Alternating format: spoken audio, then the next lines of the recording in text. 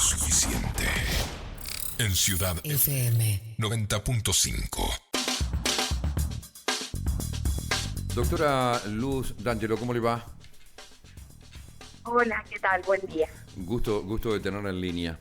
Es Igualmente. la abogada que se encaró lo que parece una empresa imposible, que es ir contra el sistema financiero de financiamiento de la casa a través del banco hipotecario, con la famoso índice de créditos UVA, ¿no? Y parecía una empresa imposible. Sin embargo, la justicia favoreció a esta víctima, a este damnificado, que representaba a la doctora D'Angelo. Cuénteme, porque hay un montón de mendocinos y argentinos, son miles, claro, que ingresaron en estos créditos y en un escenario económico, y ahora cambió totalmente. ¿Por qué no me cuenta detalles, doctora, de cómo fue los argumentos que llevaron a esta decisión? Bueno, en principio te comento, son casos que por ahí se vienen trabajando desde el año 2020 más o menos, a comienzos de la pandemia. Uh-huh. En Argentina hay 100.000 familias damnificadas por este tema, se estima que solamente 7.000 en Mendoza. No hay estadística porque la realidad es que el gobierno no lo ha hecho, pero existen grupos de hipotecados que por ahí se encargan de agrupar o de establecer alguna suerte de estadística, dentro de los cuales el 70% de los créditos los otorgó el Banco de la Nación Argentina. Uh-huh. Por eso es tan relevante este precedente judicial. Ajá. En principio, en realidad, el objetivo del proceso busca readecuar el índice de actualización del contrato, eliminando los coeficientes inflacionarios de la ecuación, digamos, y disponiendo coeficientes que tengan que ver con el aumento salarial. Claro. Porque estos contratos son contratos que se actualizan. El capital que la persona tiene que desembolsar, o sea, cada mes, digamos, en la cuota, pero el capital residual de la obligación también, se van actualizando conforme aumenta la inflación, en un índice específicamente que mide el gobierno que se llama el coeficiente de estabilización de referencia. Uh-huh. Lo que nosotros planteamos es que los índices inflacionarios, en un contexto de pérdida sostenida de poder adquisitivo del salario, generan una imprevisión y un grado de riesgo que la realidad es que el consumidor no pudo haber conocido el día que contrató. Uh-huh. Entonces lo que pedimos es que esto se ajuste a los salarios para volver el crédito, si no previsible, porque previsible es una palabra muy fuerte y muy difícil de usar en nuestro contexto nacional, uh-huh, por lo menos cierto, por lo menos poder darle al consumidor la seguridad de poder seguir pagando. Claro. Pero contame lo irrisorio de lo que sería la cuenta según el índice anterior, que ahora quedó fuera de servicio, en este caso, y al cual van a acudir todo el resto de los demandantes, ¿no? Sobre esta situación. ¿Cuánto iba a terminar pagando este beneficiario? En principio, en este proceso se hizo una pericia contable. Uh-huh. El tomador tomó 2.300.000 pesos en el año 2017. Uh-huh. A la fecha ya debe más de 23 millones de pesos. Y lo que se hizo fue una proyección en el tiempo para que el contador definiera cuál iba a ser el dinero que iba a terminar devolviendo o cuánto iban a terminar saliendo. Uh-huh. Esos 2.300.000 pesos si nosotros consideráramos una inflación constante del 40% anual. O sea que los números reales son mucho mayores de los que yo te voy a decir. Olvídate. Pero salió que en ese caso iba a volver más de 200 millones de pesos en total. ¿Te das cuenta?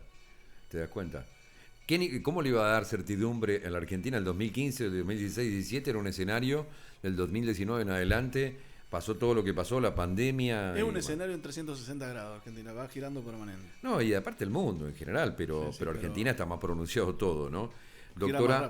Doctora, ¿es una demanda o es una cuestión única o hay una cuestión colectiva detrás de esto? No, en verdad el proceso no es colectivo, o sea que beneficiaría solamente en principio al tomador que obtuvo la sentencia, pero la realidad es que la situación sí es generalizada.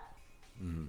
La mayoría de los tomadores que tomaron sus créditos años 2017, 2018, inclusive 2019, uh-huh, se ven perjudicados porque hasta el 2019 los índices de crecimiento inflacionario y los índices de crecimiento salarial son paralelos. El salario y la inflación crecen casi que al mismo ritmo, uh-huh, lo cual no sucedió del 2019 en adelante. Claro. Y es ahí donde se genera la imprevisión que puede motivar la demanda.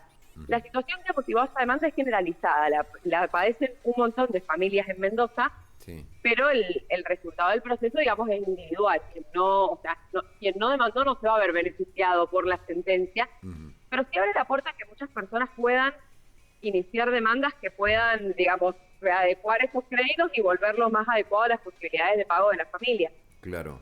Ahora le pregunto, la sentencia ahora intima al banco hipotecario a que respete este índice. Y por lo tanto, no es retroactiva, pero de acá en adelante tienen que, lo que si hasta acá debían 2 millones, deben 2 millones. El tema es readecuarlo en adelante, ¿no? Claro, hay que readecuarlo por CBS. Evidentemente 2 millones no van a ser 2 millones, va a ser un poco más, pero va a tener un criterio de readecuación quizás más coherente con lo que la persona percibe, con lo que aumentaron sus salarios, porque los salarios también aumentan. Sí. El tema es que, no aumentan en la misma proporción. Viste que las decisiones... Es Banco de la Nación Argentina, no Banco Hipotecario. Yo dije Banco Hipotecario, sí, tenés razón. Pero, el Banco de la Nación a través de créditos UBA. Crédito hipotecario. Sí, obvio, el crédito UBA. Que eso sea procedente contra el Banco Hipotecario. Claro. El Banco Hipotecario tiene la particularidad es que hay un rango de los créditos que otorgó, que fueron los créditos del Banco Hipotecario, que se entregaron a través del fideicomiso Procrear. Y para la compra de viviendas en los complejos urbanísticos, como el que está en San Martín, por ejemplo, en la calle de Batala, esos créditos ya se adecuaron a CBS por ley. O sea, hay un rango de créditos del Banco Hipotecario que no es necesario que la gente demande. Lo aclaro porque específicamente digo, el Banco Hipotecario es el único que tiene esta particularidad. Mira. Los créditos del Banco Hipotecario que se otorgaron a través de fideicomisos Procrear para la adquisición de unidades habitacionales en complejos urbanísticos, no, ya tienen CBS, se modificó a partir de junio del año 2021. Bueno, ¿y se sabe cuál es el universo de damnificados? Como te decía, a nivel nacional, por créditos hipotecarios, no estoy hablando de créditos personales y prendarios, que son muchísimos más, pero que quizás ya tienen, al tener un plazo de amortización más corto, muchos por ahí ya están terminando. Hipotecarios fueron 105.000 en Argentina, aproximadamente unos 7.000, 8.000 en la provincia de Mendoza. Y es el primer resultado de judicial que favorece a un demandante.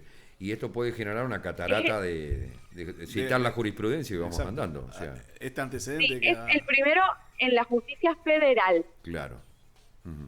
Está bien. Porque en verdad en la justicia provincial ya habían, después se planteó como una apelación en Cámara, y hay uno de la justicia provincial, o sea que es contra banco privado, no Banco Nación, que está en la corte de nuestra provincia en este momento. El planteo es el siguiente, ¿no? Cuando los legisladores se sentaron a discutir esta decisión, no tomaron dimensión de la Argentina en la que vive, ¿no? La imprevisión, la incertidumbre y todo lo demás. Entonces, ¿hasta qué punto? Yo digo que no. Sí, porque el sentido común dice, mirá cómo van los salarios, mirá cómo va la inflación, aunque la inflación iba a otro ritmo en aquel momento. Pero ya iba un camino... Y sí, era como que era una calle sin salida. Caída, sí, señor. Doctora. Propiamente en defensa, no sé si de los legisladores que lo dictaron, pero sí de los consumidores que accedieron a estos créditos, en ese momento el salario y la inflación sí eran paralelos. Ajá.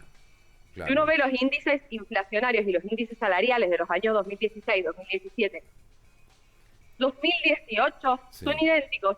De hecho, tiene como repuntes el CBS en relación al coeficiente, o sea, en relación a un coeficiente inflacionario como el CER, digamos, o la UBA. Pero yo entiendo que sí no es una política de vivienda sostenible en el largo plazo, porque bueno, está claro que nosotros no tenemos la estabilidad económica que se requiere para aplicar índices de actualización. De hecho, como dato súper aburrido, pero ¿por qué para nosotros es tan difícil entender un índice como este? Porque yo creo que los consumidores, muchísimos no sabían que estaban firmando. Yo no sé si ustedes saben, pero los índices, aplicar un índice a una obligación es algo que en la generalidad de los casos está prohibido. En el UBA se admite de manera específica, hoy se admite también para los alquileres, por ejemplo. Pero en principio está prohibido, porque esa fue la salida de la hiperinflación, la ley de convertibilidad que prohibió aplicar índices a las obligaciones. Entonces nosotros estamos educados en un contexto de no aplicación de índices, de ningún tipo de índice. De repente damos crédito hipotecario con un índice inflacionario. Es evidente que las personas que firmaron esto no pudieron magnificarlo cuando lo firmaron. Esa es la famosa letra chica. Claro, porque nosotros nos educamos todos donde aplicar un índice a la obligación no era válido.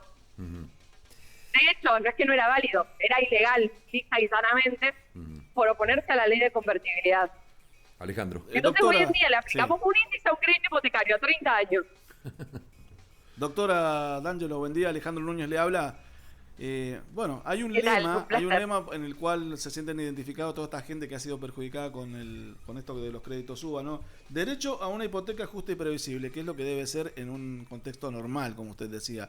Y la verdad que felicitarla por sentar un precedente en la justicia que es muy, muy conocido hoy en todo el país. Y por supuesto que más allá de que el beneficiario individualmente ha sido así, hoy mucha gente seguramente está buscando este beneficio. Sí, nosotros entendemos que por ahí aplicarle este veces a la obligación la genera, como te digo, no sé si previsible en nuestro contexto nacional, claro, pero sí por ahí una obligación un poco más sensata. De todas formas, sostengo la palabra previsible porque el tema del derecho a la hipoteca justa y previsible tiene que ver con un artículo doctrinario de una revista jurídica de Mendoza que en particular lo escribí todo. Imagínate, año 2020, ya veníamos con mi socia del estudio y quizás otros abogados que a nivel nacional han estado trabajando en el tema, planteando la imprevisibilidad y la injusticia de este tipo de hipotecas. Sí, y para hacer frente a un caso de este tipo, sin duda ha sido un equipo o ha sido multidisciplinario para que usted pueda llegar a esto, ¿no? Nosotros en el estudio sí. Hemos pedido una pericia contable. Exacto. El perito contador ha explicado, digamos, la operatoria del sistema. Igualmente sí, ha sido como un trabajo súper complejo que ha implicado que de hecho nos tengamos que capacitar nosotras en matemáticas financieras, porque la verdad es que es un proceso muy difícil de entender, sobre todo por lo que yo te digo, por lo que te decía de que los índices no se aplican a las obligaciones en Argentina. Claro, ya de arranque era inconstitucional. Había, por lo menos para empezar. Claro. No sé si quiero... Exactamente. Ahora, es muy parecido al cuadro de situación que tienen los planes de ahorro previo de vehículos, que están el grueso judicializado en la provincia de Mendoza. Y que es mucho más letra chica que cualquier otro plan. Sí, que además pagaba 5 autos. A razón de cómo está la inflación, obviamente se ha multiplicado cada un año en la Argentina, paga 2 autos, digamos, porque con la inflación que tenemos. Luz, son contratos bastante vinculados, imagínate al punto de que en realidad... el mismo estudio jurídico que lleva el proceso colectivo de los planes de ahorro es el estudio jurídico donde trabajo yo, ya que somos 2 socias, porque en realidad son temas muy vinculados entre sí. Imagínate, nosotros nos dedicamos a planes de ahorro y a créditos UBA y nada más. Dios mío, te la debo, Luz, te la debo. Ahora, hay muchísimo trabajo. Quisiera preguntarte si tenés algún dato de esos planes, porque durante la pandemia se armó un lío bárbaro. La gente, y está muy bueno que empiecen a aparecer abogados para defensa del consumidor, porque es una ley con poco músculo en la sociedad, en el conocimiento de la gente. Totalmente. Y la gente no tiene dimensión de todo lo que puede reclamar. Y entonces está bueno que los abogados empiecen a trabajar en esto. Obviamente hay muchos especializados como Luz que le encuentran la veta justo para el reclamo. Quiero preguntarte, ¿sabés algo de los planes de ahorro o lo maneja otro de tus colegas en el estudio? En principio, no, somos en realidad, en el estudio somos un equipo de 6 que trabajamos juntas, de las cuales, 2 somos 3 somos abogadas mujeres, y nos dedicamos imagínate lo que debe ser eso. Perdón, Luz, así que lo hacemos todo muy entre todas. 6 abogadas, imagínate. Y nosotras nos volvemos locas. Seguro. En principio, en realidad con los planes de ahorro hay como más diferenciaciones que con los créditos UBA. Con los planes de ahorro es importante saber, así como esencial, en qué fecha contrataron el plan. Porque el resultado no es el mismo si se trata de un plan de ahorro que la persona suscribió antes del 30 de septiembre del año 2019 a que si lo suscribió después. ¿Por qué? ¿Por qué? Porque antes del 30 de agosto del año 2019 sí hay un proceso colectivo vigente en la provincia de Mendoza. Sí. Esas personas, en principio, para modificar las condiciones de su contrato, no tienen que demandar.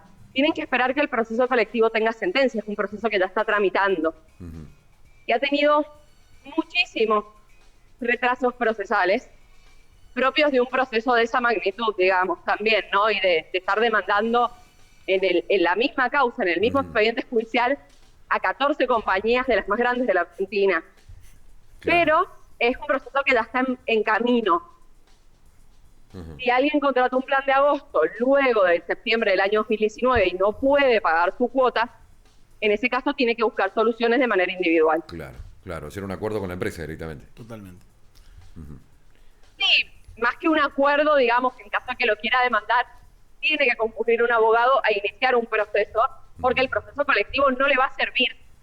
Claro, claro. O sea, la sentencia del proceso colectivo no lo va a alcanzar, digamos. Claro. Esa sería la respuesta. Exactamente. Bueno, Luz, no sé si tenés algún... Yo creo que hay que recomendar a la gente muchas cosas, y esto de defensa del consumidor por estos derechos vulnerados, con un sistema de financiamiento que ya vulneraba de arranque nomás la norma existente, digo, es la letra chica de los contratos, que la gente, la desesperación de tener el acceso a una vivienda... firma, y no hay problema. Exacto, digo, sí. ¿Cuánto tenemos que aprender en estos temas nosotros a las horas? Te aprovecho, ¿no? Por el tema de defensa del consumidor.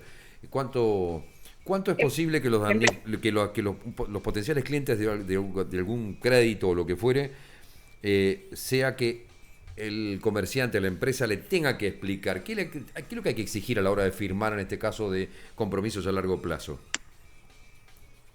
Bueno, en primer lugar, como tratando de que el consumidor también asuma su rol de ser un consumidor informado, consideremos que comprar casa y comprar autos para un consumidor medio en Argentina no es una operación habitual, ¿sí? Es una operación que uno hace pocas veces en la vida, ¿no? Que tomen en consideración de informarse lo más que puedan. Por ahí, información a tiempo, aunque les implica acudir a un profesional a que se los explique, les puede ahorrar muchos dolores de cabeza. La mayoría de los planes de ahorro, para que se den una imagen, quizás hoy no con los créditos, porque ya no es un crédito que se otorgue tanto, digamos, ha quedado mucha gente vinculada a este tema, pero es una modalidad crediticia que ya creo que la ciudadanía aprendió que no se tiene que utilizar. Claro.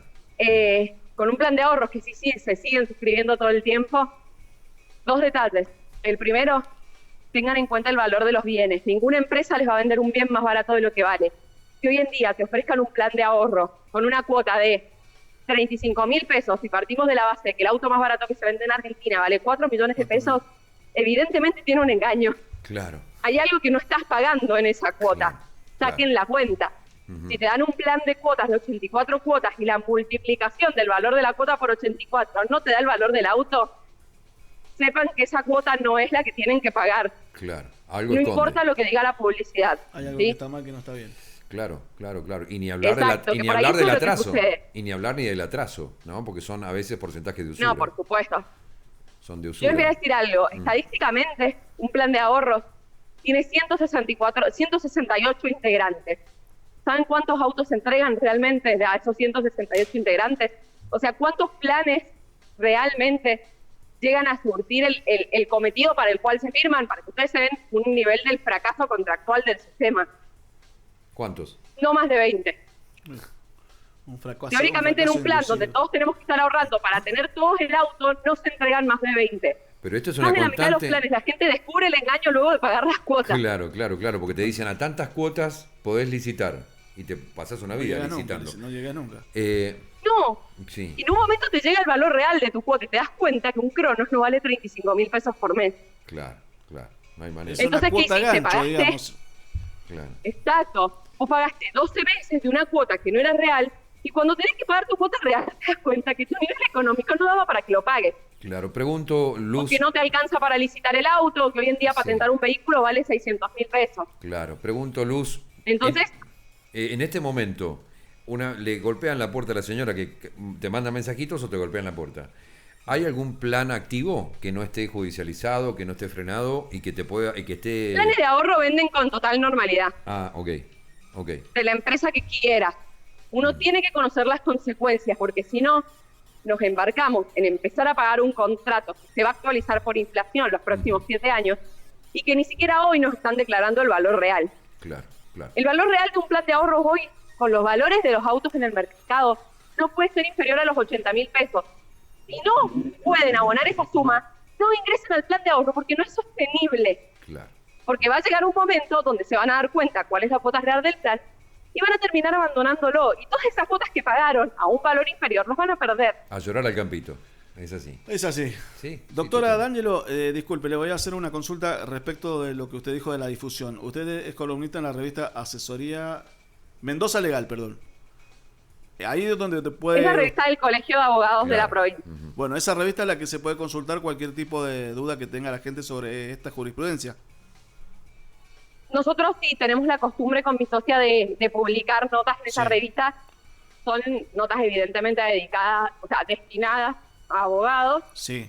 Pero bueno, por lo general, nosotros estamos muy acostumbradas a dar consultas a consumidores, así que solemos usar un lenguaje muy llano. Sí. Entonces sí, son relativamente sencillas de entender. Exactamente.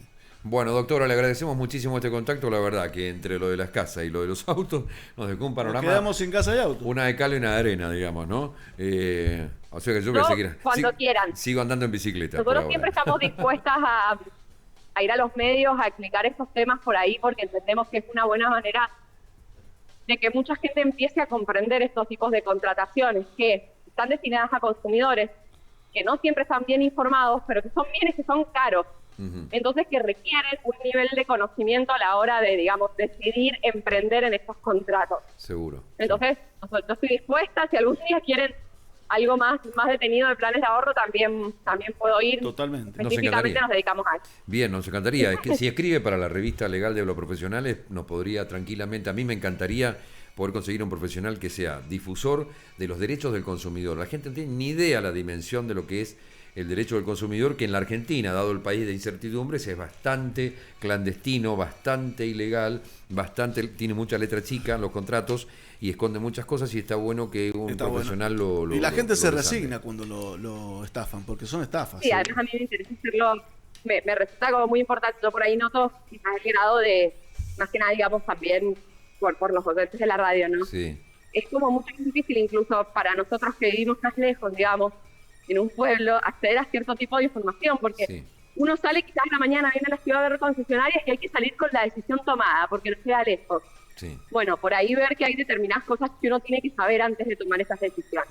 Exactamente. Doctora, le agradecemos muchísimo. Hablábamos con la doctora Luz D'Angelo, que encabezó esta demanda por los créditos UBA, y terminamos hablando en definitiva de los consumidores en general y los planes de ahorro, datos que son muy importantes porque hay mucha gente que ha quedado... Y es un tema para hablarlo directamente en forma aislada, después posteriormente podríamos hacerlo, ¿no? Porque pero son datos interesantes. Mucha gente que ha sido perjudicada con 160 planes, solamente se entregan 20 de los vehículos. Eso es un dato. Mire qué datito. Eso es un dato. Bueno, vamos un poco de música, ¿te parece? Para vamos cerrar. Y después vamos a un efeméride. Le recordamos que estamos en el mundo. No es suficiente. Ciudad FM 90.5. Búscanos. Facebook.